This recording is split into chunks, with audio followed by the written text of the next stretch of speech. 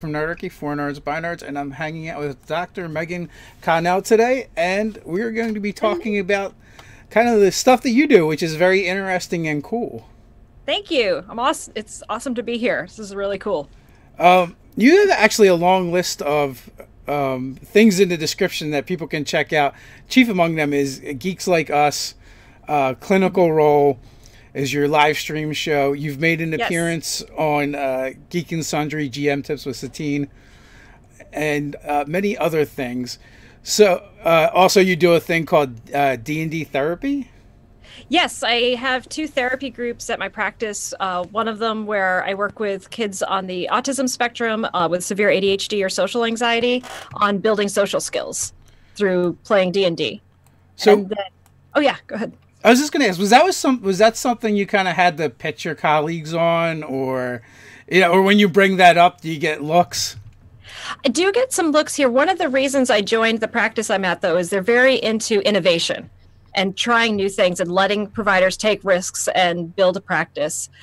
Fortunately, I wasn't jumping into a complete unknown with that because the guys with Aspiring Youth, Wheelhouse Workshop, which is now Game to Grow, had already started doing that out in Seattle. So I had some examples that I could point at, but nothing locally. So I got to build it up locally. It has been a lot of sales pitches, though, and asking people to trust me to send their clients my way and to give it a try.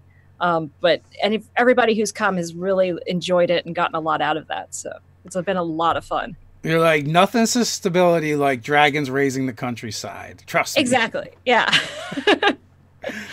We had one of the fans on and talked, and they struggle with some mental health issues that they had talked about, and their therapist had actually, or their therapist or doctor had actually prescribed them play more D&D, like put it on a script pad. I'm like, did you save that? I would have like framed it. Oh my gosh, that's awesome. Yeah, I think that's great. There's with video gaming, like I'm a big fan of video games, but there's nothing that can beat sitting down at the table and like just connecting with your friends face to face, or even like I play virtually every week. So just having that video chat feed is wonderful to sit down and actually actively engage with people. Yeah, I feel especially in a world where we're just becoming, even though we have all this like media coming at us all the time and we can connect with people all over the world, at the same time we're just so more disconnected from everyone. There's no interpersonal reactions. Yeah, and like I'm trying to write an article on this right now about how sitting down at that table and like actually mindfully connecting with my friends and talking with my friends for 4 hours is just such a special time. And like that, we play every Sunday night. We have been for over 2 years now, and that time is super sacred to me. I try to never miss that. So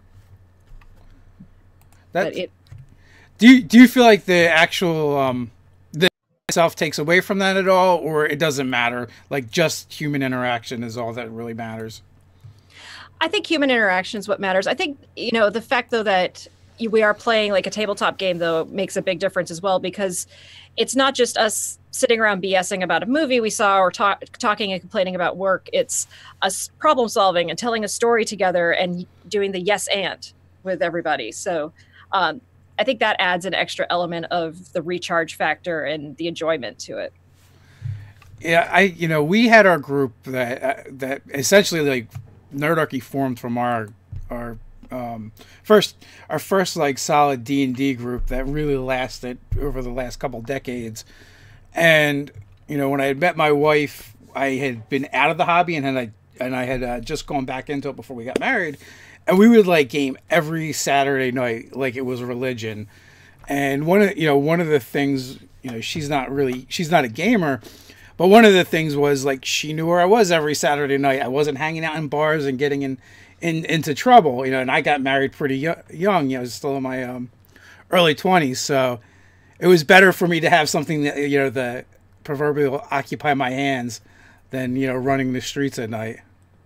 Yeah, and like you're not going to get in very much trouble, playing D&D with your friends. Whereas like if every Saturday night you guys are going out to the bars, there's some more trouble that you can get into there. It's funny. I remember my brother-in-law getting pulled over quite a few times after gaming, because we would game into like the wee hours, and he's a few years younger than me, and a lot of times he would be running like people home after the game and stuff. So like, what are you doing? What's in that backpack? It's just my player's handbook and my dice. Yeah.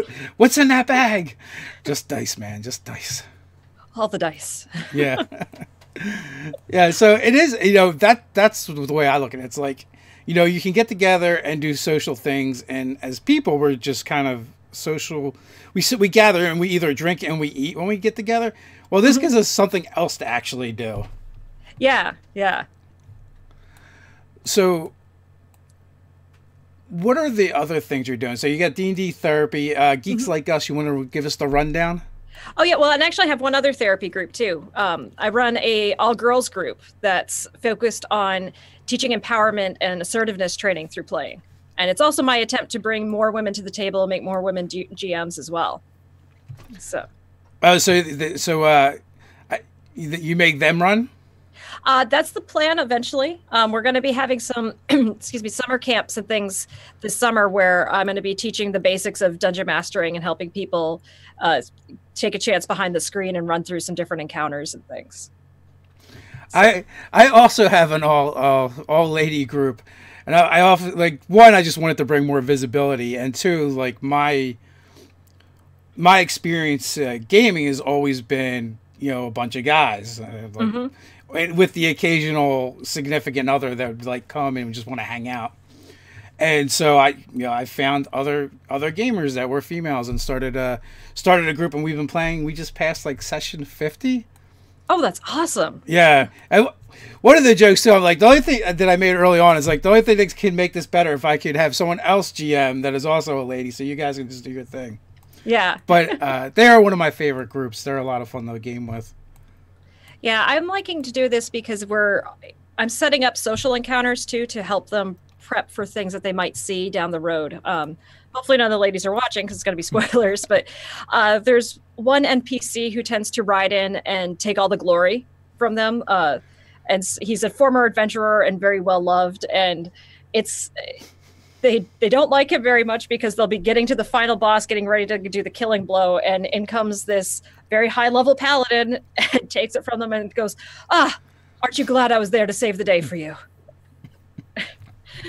And how, the frustrations of having to deal with that and how to work around, those social encounters. And I'm really excited because I'm actually roping one of my other colleagues into coming in and playing an NPC for me.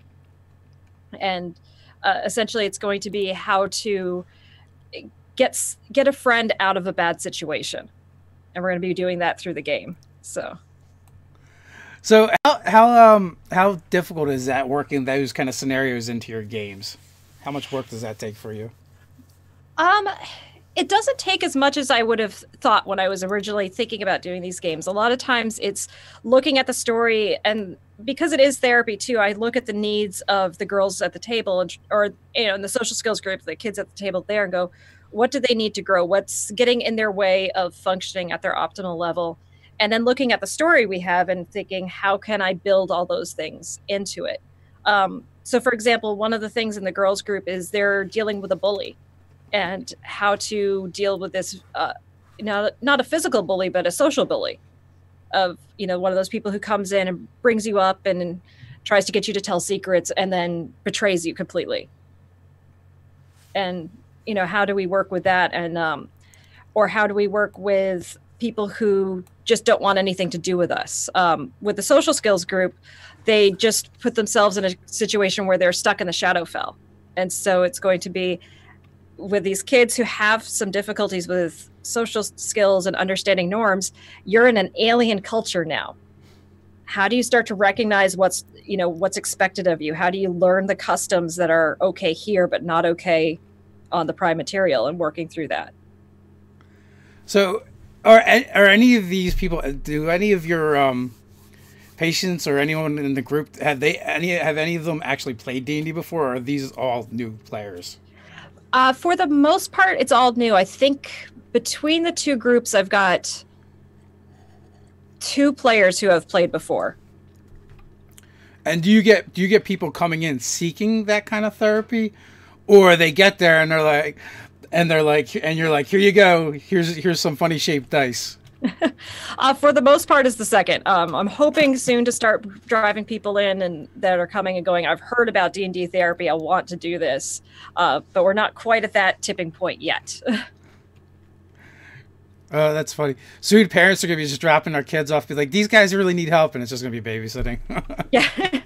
Yeah, we try to avoid that, but no, I actually also reach out to the parents and let them know, that yes, you're going to hear your kids talking about getting into a fight with giants, but here's the social skills they learned through that encounter. Here's the things where they grew. Here's the stuff that was really cool. And so the parents can start to understand how this game can help their kids grow. Have you gotten much resistance from any of the kids or the parents? No, not yet, at least. So actually the opposite. One of the parents came in for a feed or for an informational session and was saying how this was for the girls group, that he's noticed his daughter with the D&D girls, but then also her friends from school, and saying how when she hangs out with her D&D friends, they're also kind to each other and nice and supportive. Whereas with her school friends, they're all very competitive and mean. And saying like, this is wonderful. We need more of this. This needs to happen more. Yeah. I guess that's the difference between, your typical social situation and a D&D game where it's a co-op. So like you don't win unless everyone wins for the most part. Exactly. Yeah. So we do have a question, and guys, if you do have questions, just put them in the chat and put question in front of it so I can find them easily. From Scott, do you think it is better to play less as a murder hobos? It's always better to play less as murder hobos and focus on defeating adversaries without combat, or is it more productive just to have the benefits of social interaction? I think decreasing the murder hobo-ness is very helpful. That's one thing that has been a big challenge with specifically the social skills group. But there's two things that I've figured out with that. One of them is to put barriers of saying like, we want this creature alive, or if you attack this thing, a war is going to break out. We don't want that to happen, to make them think outside of combat. But then when we are having combat, because that's fun too, and we want to go in and kill big, powerful monsters because that's awesome. What I'm having them do now is they work in pairs. So we got 6 kids in there right now, and it's basically 3 initiative rolls, and the pair goes at the same time. And so they're working together. So it might be like a rogue and a sorcerer. The sorcerer's going, I'm going to cast this spell while the rogue comes in behind him and stabs him. And so they have to coordinate their efforts. So that way we're getting that additional social working. And it makes combat go a little quicker.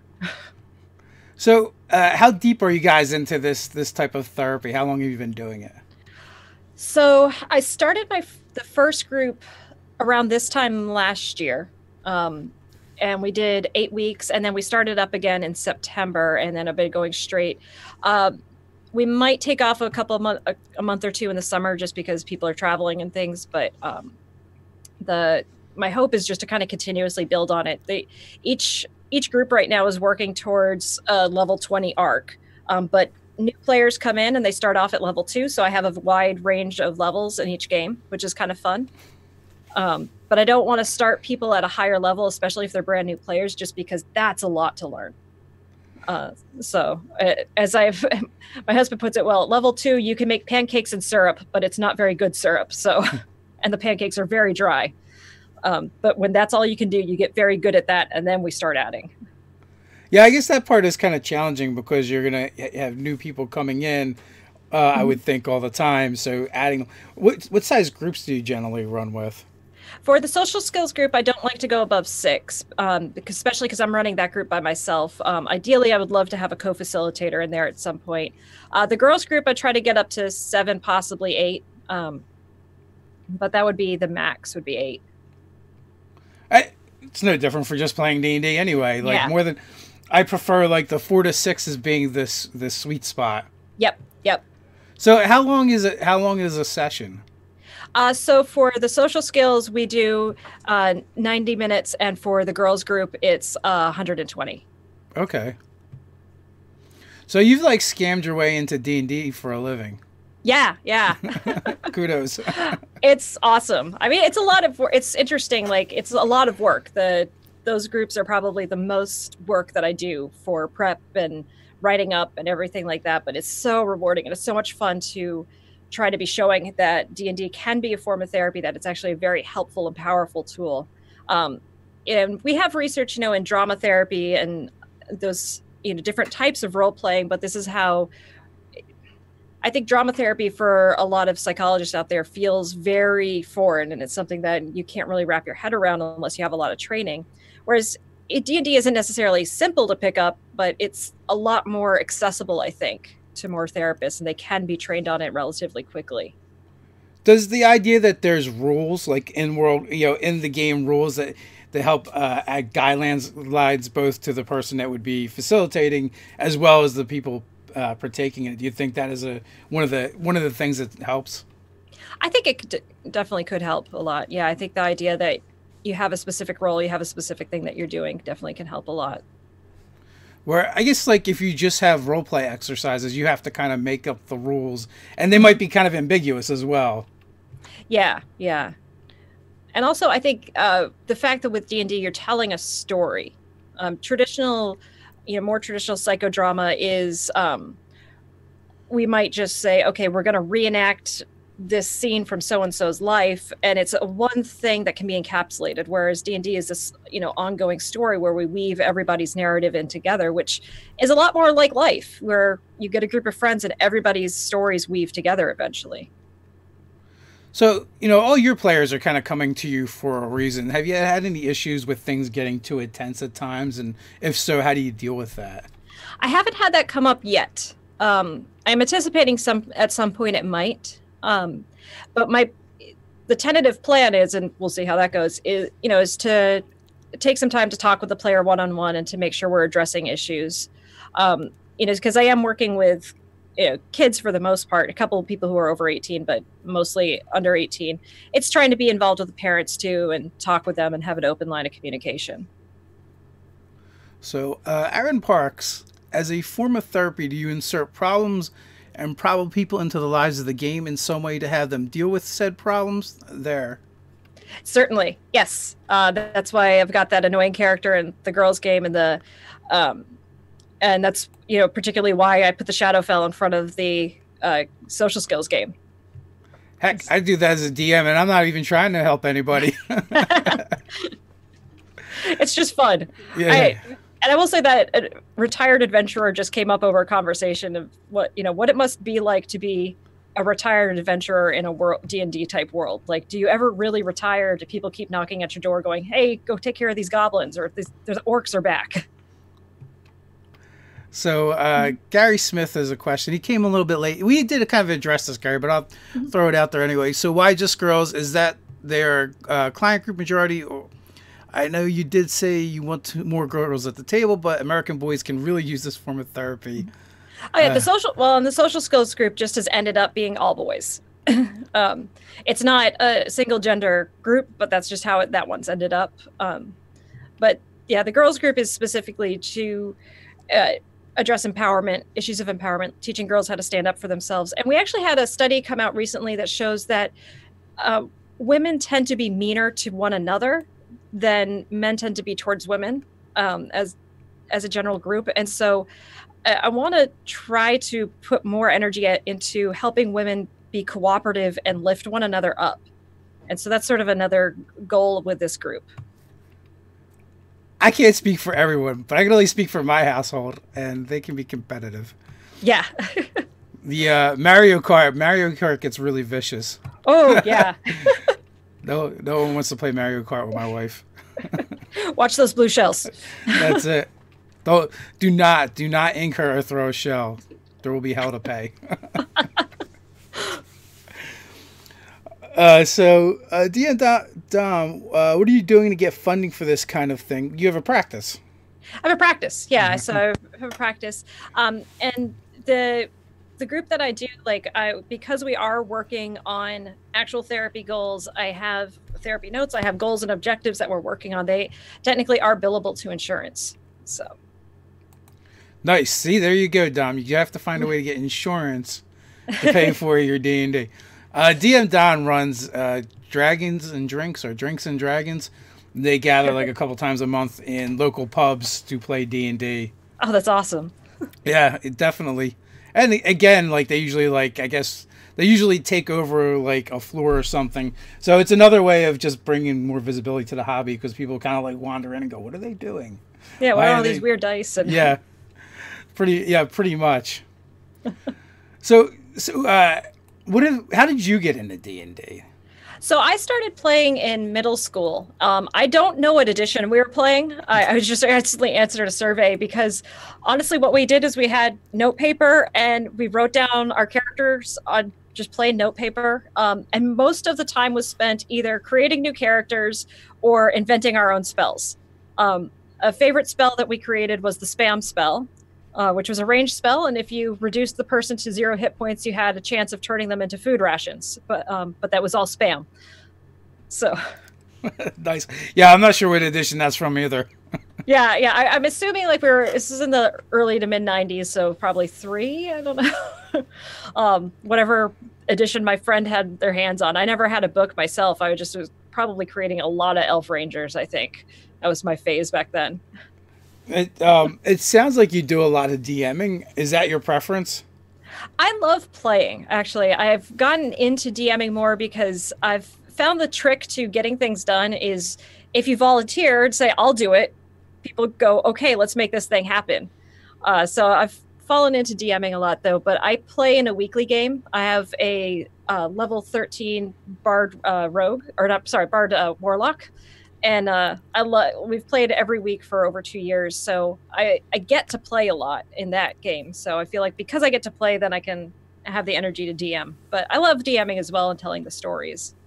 The more your players can be involved, though, with telling the story and talking during the week and things. I'll say, like, with the girls group, one of my happiest moments in that was to find out that they had a group text messaging chat going on where they talked about the game and trying to figure out what was going on. Oh, that's really cool. Yeah, so yeah. It kind of like pushing it past the group. Yes, yeah.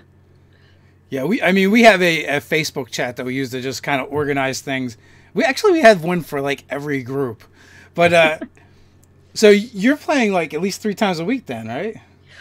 Yeah. Well, I DM the 2 groups and then I play on Sundays, and then every other Sunday I DM Clinical Role. Okay, so yeah, that's a lot of gaming. Yes. But some of it is work, so I don't know if we can count that. Yeah. Gaming, that is work, but I love it. It's so much fun. That is great. Like I feel like when we started Nerdarchy, like the best thing to happen was when I got my wife to call my gaming my job or work. I just feel like I've perpetuated the greatest scam of all time. Yeah, when you can turn something you love into something that can help pay the bills and feed your family, like that is fabulous. It's still work. It's still a ton of work, but you don't mind doing the boring stuff because you get to do such awesome stuff. Well, that's a big part of it, the boring stuff. People always ask, what can I do to help? And when I actually tell them the stuff that really helps, they're like, I don't want to do this. This isn't fun. It's tedious. Yeah. It's like, I thought I could like throw dice around and stuff, and that would be helpful. So, what inspired you to do Geeks Like Us? It's community building. I wanted to create more of a place where we could build a geek-centric community. Specifically, part of what we're hoping to do with Geeks Like Us is to connect more of the academic side. So people who are wanting to do research around, things like D&D or video games, the importance of cosplay, attending cons and going there, because that is a developing field of research, but we need more of that. And we need a way to network the people who are doing those types of studies so that we can talk to one another, help one another out, and it's wanting to build a community where we can all support one another and really help everybody rise up. So, by the way, you are our first doctor to come on the live chat. Oh, cool. We've had some lawyers, and we do have an ER doctor that plays in one of our games. but you've got the first spot for the live chat. Cool. And I'm also kind of blown away by that a little bit too. Is like, how wide and diverse a group of people that D&D and role playing games are really drawing to them now. Yeah, yeah. So, that is definitely awesome. Jeff Van Gogh. Do you start every session with a new story arc, or is there a longer arc? Also, how do you set goals for a given session, and are you providing them feedback after every session? So, right now, what we're doing is it's a longer story arc. So the groups run 8 weeks, and then at the end of the 8 weeks, we have some players might leave, new players come in. But for right now, we're doing a longer story arc. I was actually inspired by that by oh, I'm going to forget the person's name. I heard them on Dragon Talk. They're talking about a campaign that they've been running for over 30 years where it's the same campaign. And when I was hearing that, I was like, I could do that with my group. That would make it much easier for me as a storyteller to keep it to one story. And then that way, if people drop out for 16 weeks, when they come back in, they still know what's going on. They still have a clue. As far as goals per each session, that's a little bit more loose. It's largely up to the players and seeing where they go. So the social skills group specifically, last time, the Shadowfell was just one of 3 options that was put in front of the group. And so depending on what they picked was going to depend on what we covered this next session this week. So, and there is feedback given. So I do write a therapy note, and then I'm sending the parents emails every week and letting them know what we covered. That part to me seems like the tricky part is like you have the game aspect and coming up with all the game stuff, and then you're in it, and then I can only imagine on the professional side you have all these maybe beats that you want to hit for your various players. Mm-hmm. Well, and it's really just paying, with anything, when you get training in your job, you start to learn how to see things and hear things from your profession. So if, you're doing personnel organization, when you hear things, you kind of can't help but think in terms of personnel organization. If you're a medical doctor and working in those, a hospital setting, you bring that knowledge to you with this. So, when I'm seeing kids sit down at the table and I'm talking about, so like for the social skills group, they get a job board placed in front of them when they get back to their guild, and they have to pick what monster they want to go hunt or what job they want to take. And I'll tell them that they can pick 2, and they're going to hear the briefings for those 2. And then out of those 2, they make a choice. So they'll squabble over who wants to do what. And this sounds cool. And I don't think we're high enough level yet to go there. And so that's not just them, having a fight. It's partially like I'm jumping in and saying, hey, wait, so-and-so is saying this. And so it's learning how to compromise. It's learning how to take what everybody wants into account to make an agreeable decision, to let go of your needs maybe so that you can meet the needs of a friend and to help the story go forward.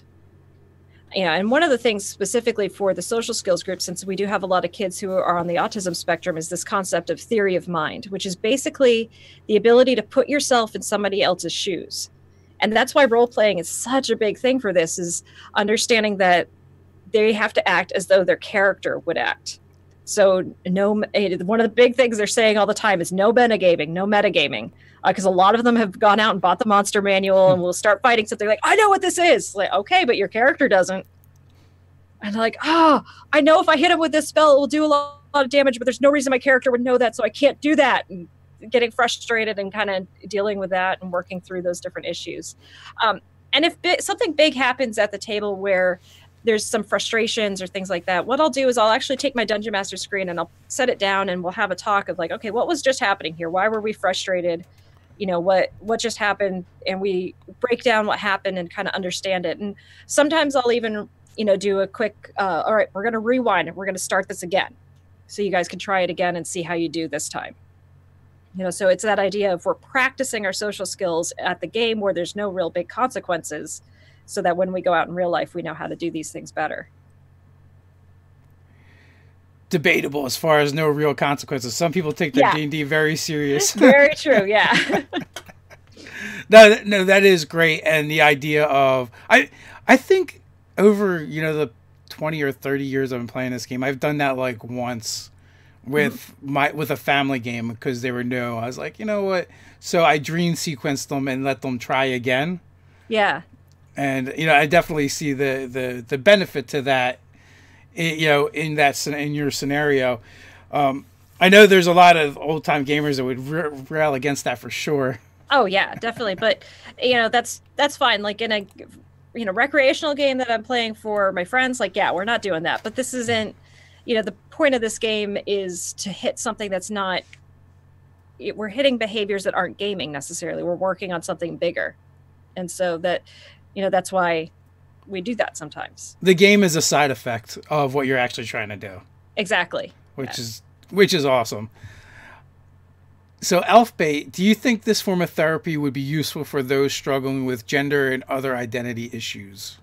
Yeah, definitely. And it gives you a safe place to, try something on and figure that out, and where there's not going to be necessarily real world outside consequences, where you could, think about that and explore different sides of who you are, who you think you might be. And I think also one of the things I love about playing D&D as a player is I get to be something I'm not. In my life, I have to be very organized. I have to be very responsible and accountable, careful about what I say, how I carry myself. My bard, ooh, she's impulsive. her flaw is I leap, then I look. And that is so much fun to get to play. And there's a lot of consequences for it, but... I love playing characters like that. It's a lot more fun than trying to win D&D. Like I love when I have characters that just mess things up all the time. Yeah, create chaos. She has all heart of gold, man, but she screws some things up. So I will say, I feel like over the years I've had players trying to make me a part of their therapy, which I appreciate a little less. And so, I guess the gender identity thing kind of brings that out a little bit when I see people do weird things at the table. Yeah. And one of the things with that as a GM too is just to be open with your players and to have that open line of communication and be willing to talk to your players.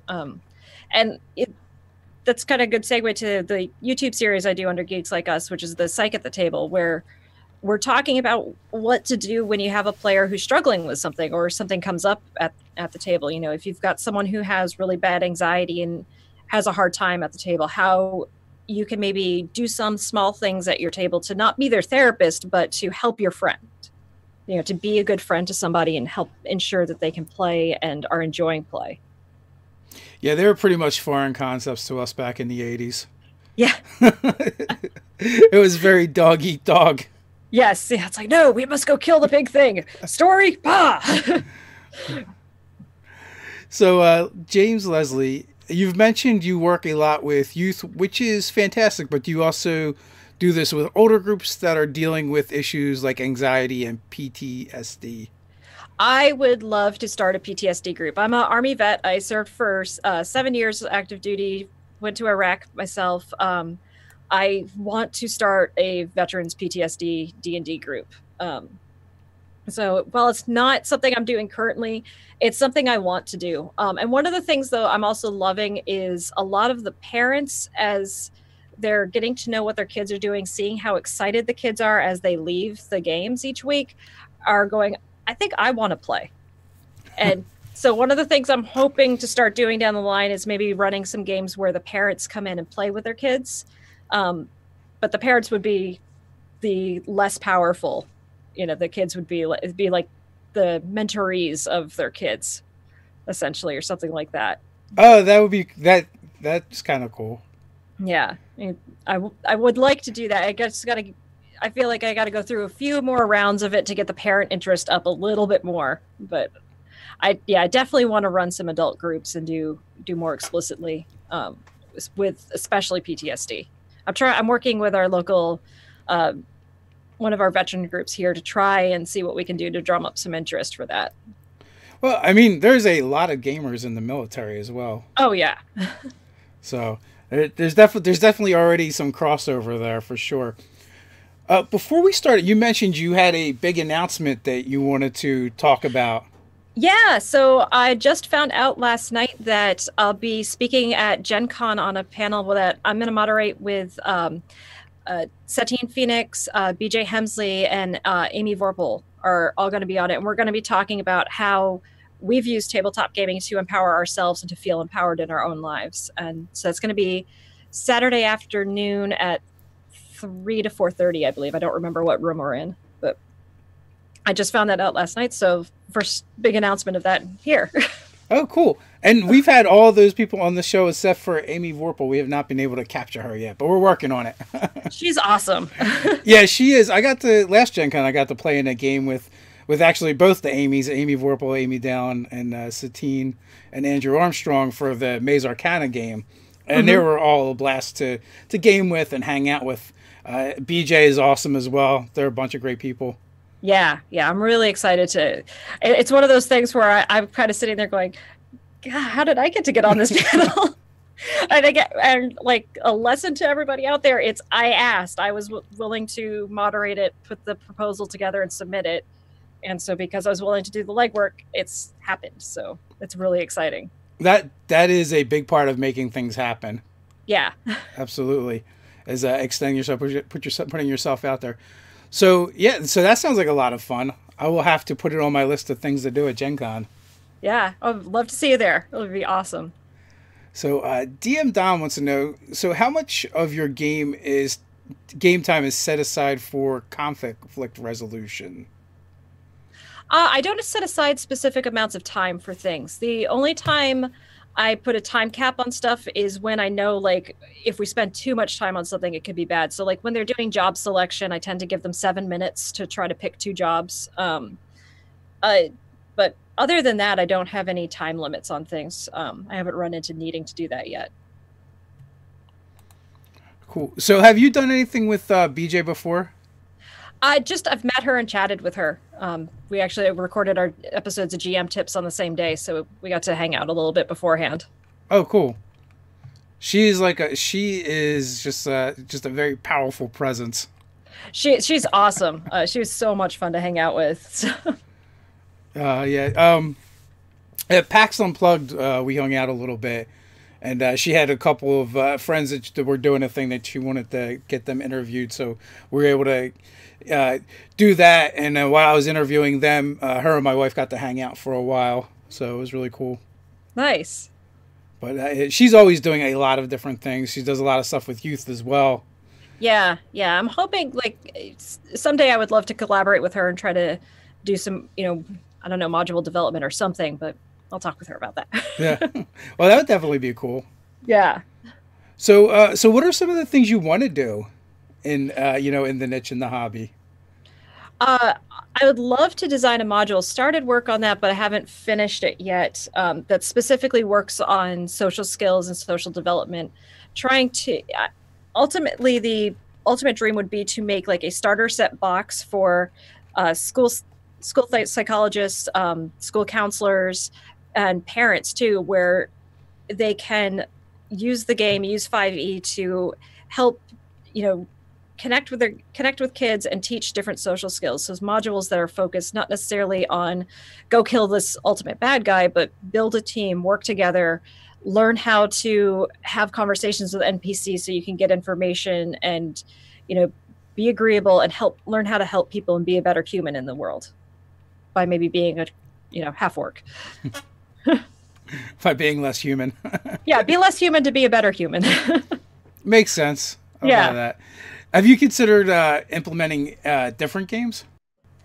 I have. I just haven't done so yet. I have in the individual sessions I do, we play games a lot. Just one for fun as rapport building, but also like I love games like Desert Island, Forbidden Island, Forbidden Desert for the cooperative aspect to teach people cooperative play. We also play Tessero of the Seas as almost a mindfulness flow type game to help. I have several clients with anxiety who they come in and even if they're too anxious to talk, we'll sit down and we'll play Tessero, and like that game calms people down so much, which is just awesome to see.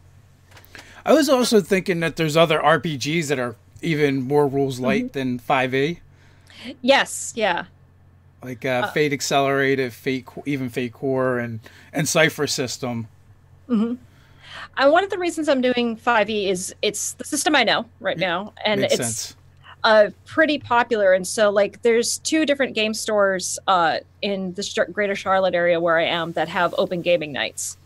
And so the kids can come in here, learn how to play, and then they can go to these open game nights too and play at, Adventure League games or whatever. So do you find that that's happening?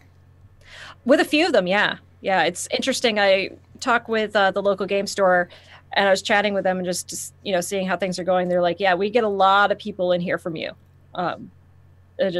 They're either coming in and buying dice and books or actually signing up and starting to play at the open tables. So, well, that's good. They're taking what they're learning from you out into the world with them. Yes. And, hopefully expanding their friend circles.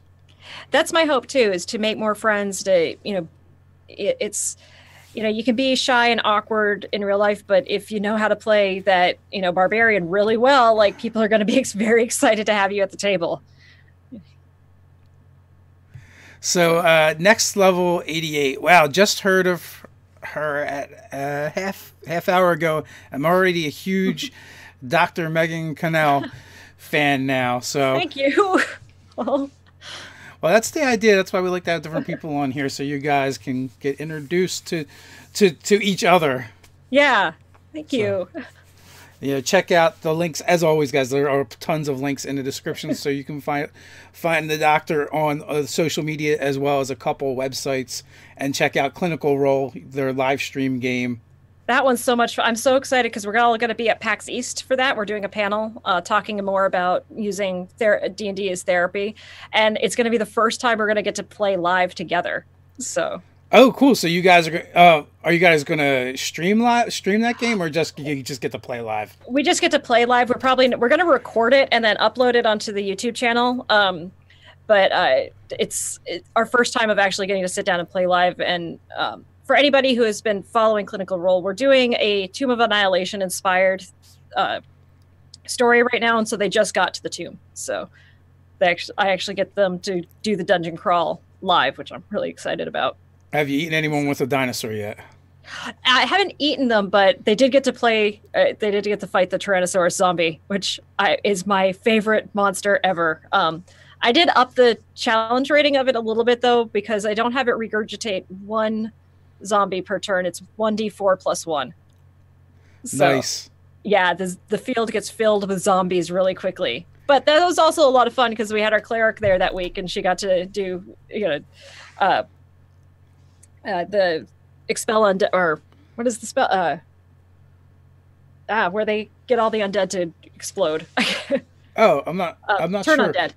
Turn, yeah. Yeah. She did that, and like actually most of the zombies failed. So like she was standing or like surrounded by them, and just like this wave went out, and most of the zombies fell down, and it's a fun, epic moment for her. So. One of my partners ran that encounter, and ended up TPKing the party. I was a little disappointed in him because I was like, how could you not have the T-Rex zombie eat people and spit out zombies and have it not be them? That would be the best. I'm like, I would have totally had him spit out those people that had died and then let zombies. And then let them have a turn as a zombie against their friends. Oh, that would have been cool. I love it when I'm in a game and the DM is like, slips me the note or whatever, is like, you are now a bad guy. And I'm like, oh yeah, I'm trying to take somebody out. It's on. I was going to say, Clinical Role is a really fun game too, because everybody who plays is either a therapeutic DM or just a very big geek in this psychology therapy world. And so the reason I started that game was I wanted us all to have a chance to play together to get to know one another. Because I had emailed and talked with Dr. B out at Aspiring Youth and Take This, and I had emailed and chatted on Twitter with both the Adams from Game to Grow, but we had never really sat down and talked. And so I sent out a Twitter invite to all of them saying, hey, let's play a game. And they said yes, and so now we're playing.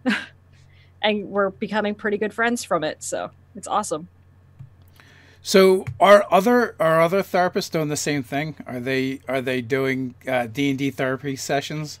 Yeah, so the Aspiring Youth group and Game to Grow out in Seattle are doing D&D therapy. I think there may be they might be among the first. There's the Bodega group in I think they're in the greater Philadelphia area. I don't exactly remember. And there's a group up in Montreal, I believe, that has just started as well. So it's expanding. It's starting to really take, spin up, and more people are starting to do that. So it's really exciting to see.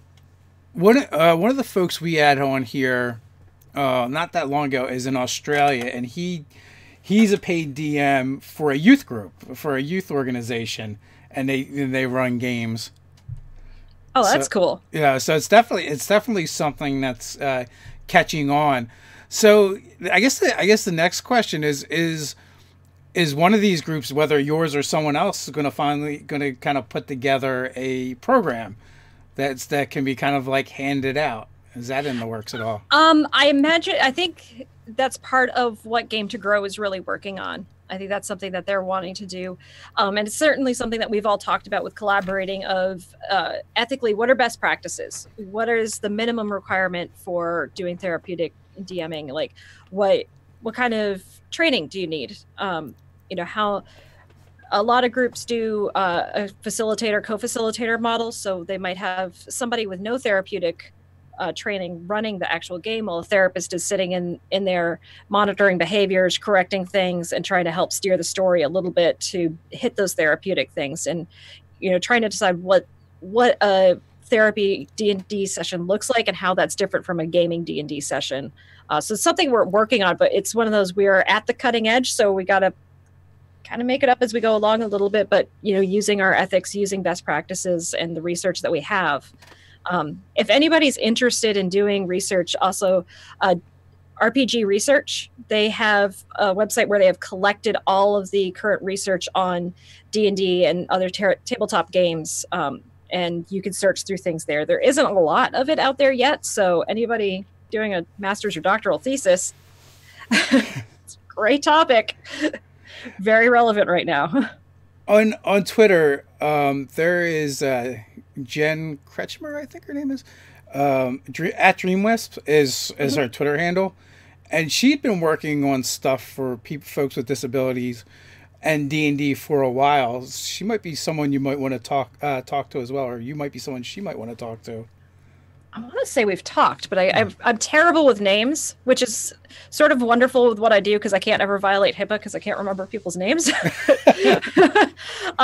I think that her name is sounding familiar. I think we might chat, but if I haven't, I'll make sure I get her after this. Yeah, when we went out we had met her kind of like in passing when we went out to LA for GM tips, and she was doing her final episode of Maze Arcana. Mm-hmm. And she was leaving there, and then we had her on later on. But yeah, so you guys might sync up. I'll pass on the information if you're interested. Oh, cool! Thank you. So, well, it's like one of the fun things about what I do is I just get to connect people. Yeah, you get to be a networker. You get to plug people in with one another, and it's so important. That's something that we need in the community because it's.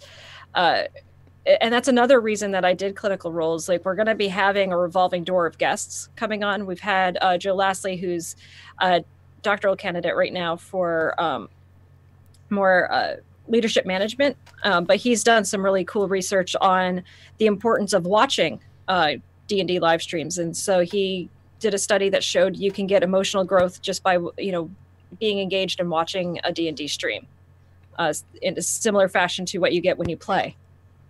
Is that any different than like just watching, like, say, a TV show?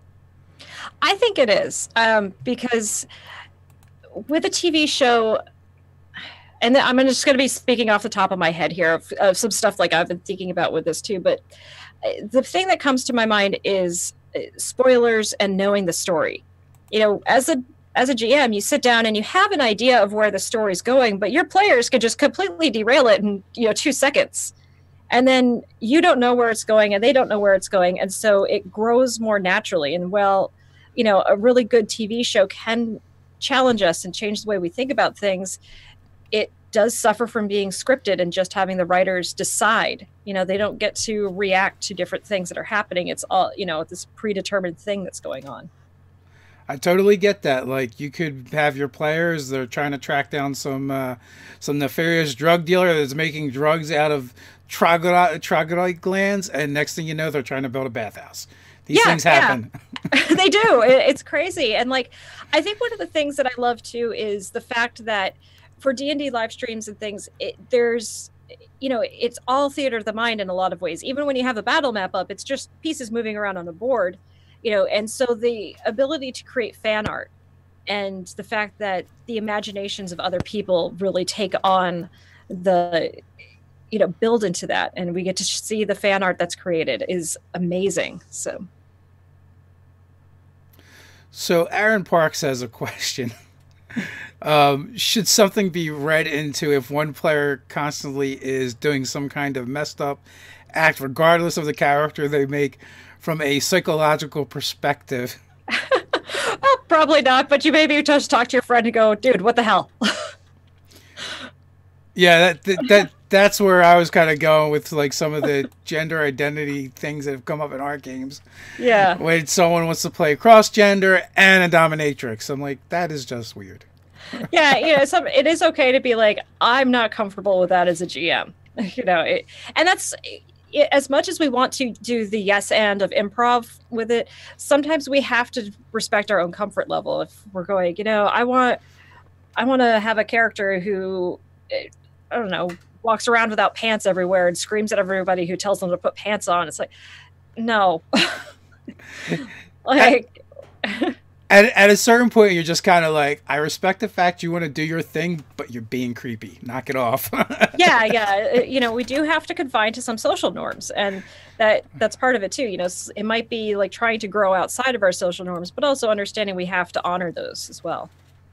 Yeah. So it's, we often talk about, the game and the players, but like the DM's a player too. So everyone in the game has to feel comfortable with whatever's going on. And that's an important thing for people to keep in mind. Yeah, and I think it's good player etiquette to check in with your dungeon master and to make sure that they're comfortable with things that you're thinking of for your character. I had in the game I play, I had an idea for my character to start romancing an NPC, and I emailed my GM right away and was like, this is what I'm thinking, and here's the reasons why I'm thinking it. If you're not comfortable with it, I will scrap it, though. Because like that, and they were okay with it, but I wouldn't have just dropped that on them without getting their consent. It's that idea. I haven't been, Norman talks a lot about this with horror games, but I think it's just any RPG game is consent is everything. Yeah, and that kind of comes back to your session zeros and your social contracts. And I actually heard you say something in one of your videos that is something we've said since we've been introduced to the concept and that idea that a session zero can happen at any time. Yes, yeah, and I think it's a good idea every 6 months or so to revisit session zero. We actually did so about a month ago with Clinical Role, where we had to talk about what we're going to do after we finish up this current arc, and where the story is going to go. And I had an idea that I wanted to do, but it was a little risky in some ways, but I wanted to make sure that the players were all okay with it. And we talked about that and tried to work on it, and I think came up with some good stuff. And when it makes me think about like the current game that I have going on. The players are like level 15 or 16, and we're getting closer to the end. Yeah. And to kind of like illustrate how people just view things differently, one of the players is like, well, what's going to happen at the end? Are we going to all die? And everyone's like, what do you mean? Why can't we just retire? Yeah. Why can't we live happily ever after? Yeah. So, everyone has different expectations, and that's why it's always good to do that. And, we've even talked about the idea of you could do multiple session zeros where it's like a tune-up. Yep. Yeah. Because, one thing that I've learned is players are pretty terrible at outlining what they want in a game. At session zero, you can ask, what kind of game do you want? And we're all going to say what kind of game we think we want, and then we start playing completely differently. And so, it's learning to, as a GM, to pick up on those nuances and to tweak the game. With Clinical Role, I'll give an example. A few weeks ago, I think we had a game that kind of went terribly because everybody had communicated they wanted to do a lot more RPing. They wanted to interact with the world more. And so I gave them this opportunity as like, okay, here you are, go interact with the world. And they were like, where are the rails? We want to get back on the rail. Where's the story taking us? And so I was like, okay, so we're saying one thing, but actually it's seeming we want a little bit more, me to hit more tempo and to work on that. But that's kind of, again, learning to pick up what happens when you're at that table.